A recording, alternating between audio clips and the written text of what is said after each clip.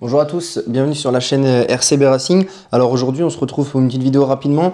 J'ai donc au préalable monté tout le kit upgrade qu'il y a sur ce petit Z06. Alors il peut se monter sur le Z06 Evolution, il va sur le WL Toy, etc.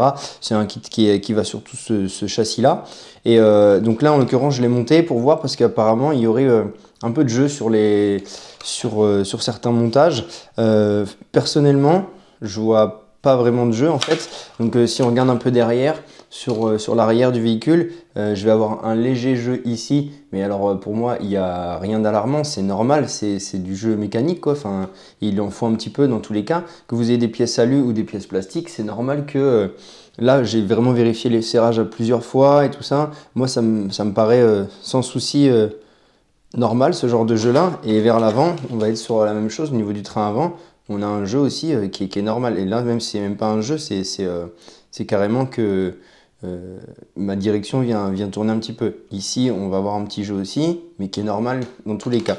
Donc si normalement vous montez correctement ce kit là, si vous utilisez Burhammer, peut-être qu'il y en a qui oublient, mais dans ces montages vous avez ici, j'essaie de voir là, juste entre les deux, vous avez plein de petites entretoises, des petites choses à mettre. Il faut vraiment les mettre correctement. Faites attention quand vous démontez les pièces d'origine et que vous remontez celle-ci. Il faut juste vraiment être méthodique et essayer d'utiliser les bons tournevis, ne pas forcer sur les vis.